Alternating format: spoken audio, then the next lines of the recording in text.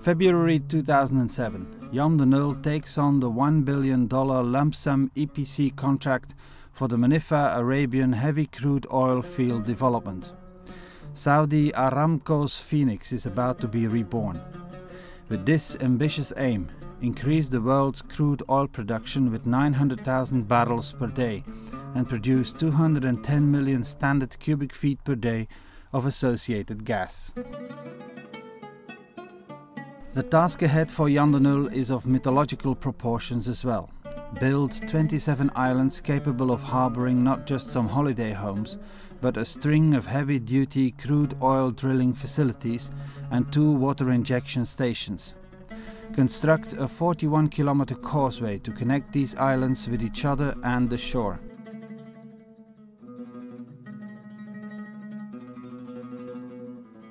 The location is critically complex. In the shallow waters of the Arabian Gulf, ordinary deep-sea dredging and the traditional use of ocean vessels to set up jackets and platforms are excluded.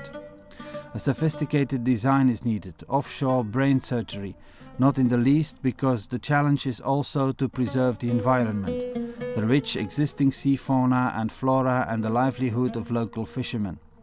Jan de Nul takes on the task comprehensively. The company will engineer, procure and construct.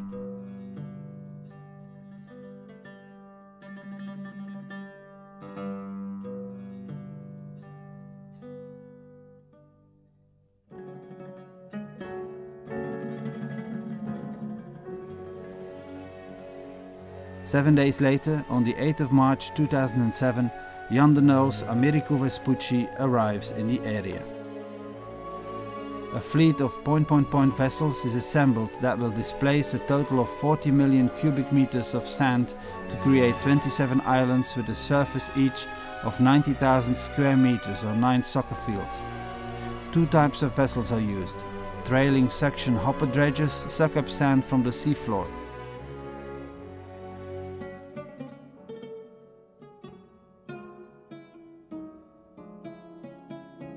Cutter suction dredgers are fixed to the bottom of the sea with a pole and grate and grind rockier underwater surfaces.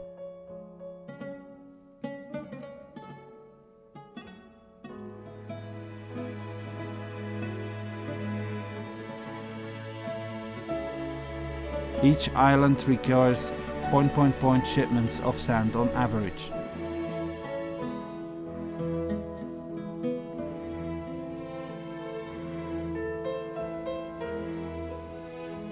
The sand sucked up at one location in the Arabian Gulf is deposited with GPS centimeter precision at the spots where the 27 islands will be raising out of the sea. First, the biggest vessels are used. In the second stage, as the sand piles up and the waters become even more shallow, smaller ships are needed because the bigger ones would strand. GPS teams survey the proceedings constantly on smaller boats circling the dredging vessels.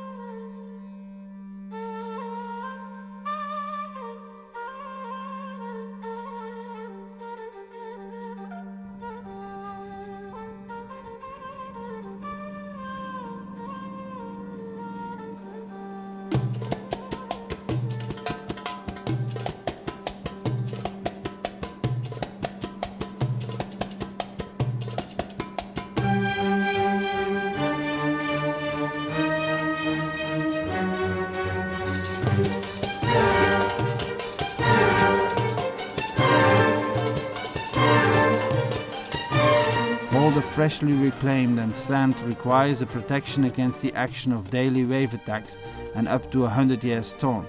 Therefore, giant sheets of geotextile are put on top of the sand and covered with rocks weighing up to 5 tons each.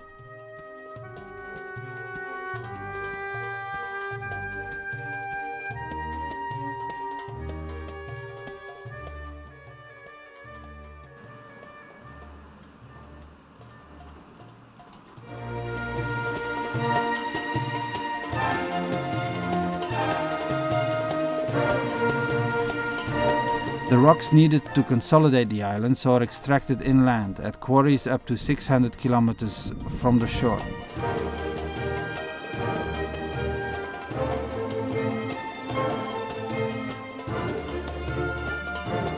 The bigger rocks are tested, each of them separately, on density, water absorption, abrasion resistance and magnesium sulfate soundness in a laboratory.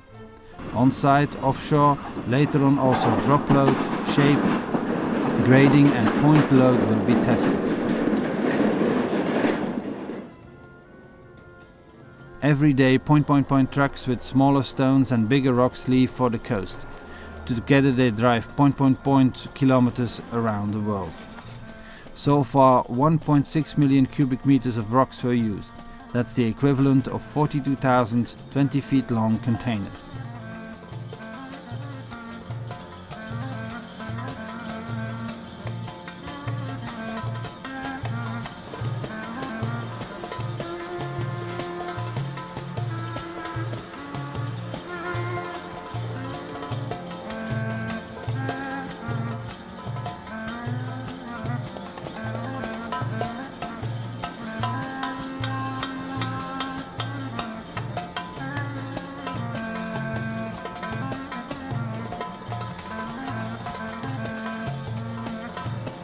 In the meantime, the Jan de Nul procurement team has made sure that at last one important component for the construction of the islands has been delivered in time.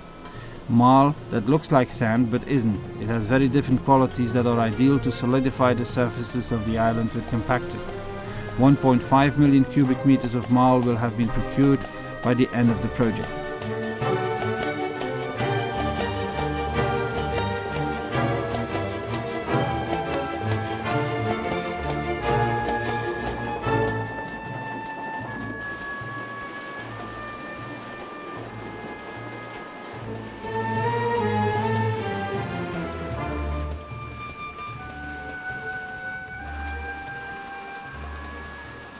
Jan de Nul is not only building islands. The islands are connected to each other and the shore by a 6 to 11 meters wide asphalted causeway that consists of a 20-kilometer main artery plus another 20 kilometers of chutes that lead to 27 shallow water drilling islands. Part of the causeway are bridges, 14 bridges in total, the longest of which, the main bridge, is 2.4 kilometers long. Bridges were chosen, and not just dikes, to allow for the continued flow of the tides in and out of the bay. Dikes would have stopped the circulation, algae would have appeared, the bridges let the sea continue to ebb and flow, fauna and flora to flourish, and the local fishermen to thrive. In the extreme climate of the Arabic Sea, the building of these bridges is no mean feat. The average temperature in the bay is ... the humidity is ... The concrete profiles for the bridges are therefore built in deep onshore craters that provide shade, while ice is used for further added cooling down.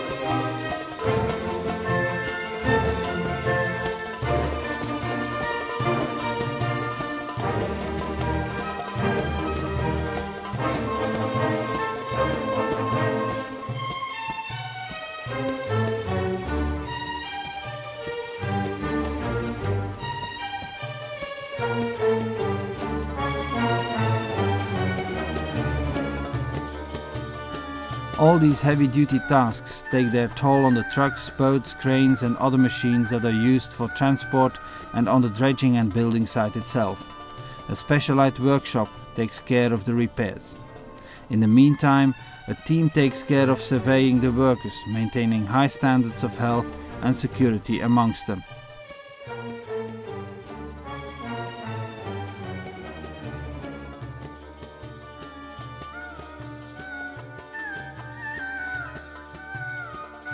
4 task forces are put to work.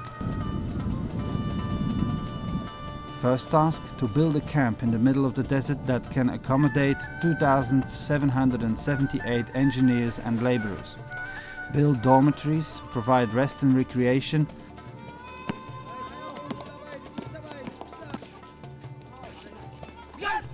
Set up a monthly magazine, cater food for 35 different nationalities with 3 kitchens and multiple menus. Set up a meal delivery service to the workers out on site.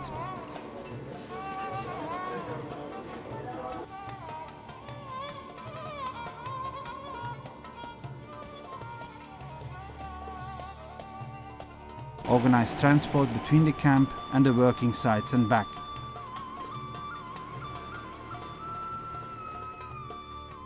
The Manifa Arabian Heavy Crude Oil Field Development. Engineered, procured and constructed by Jan de Nul.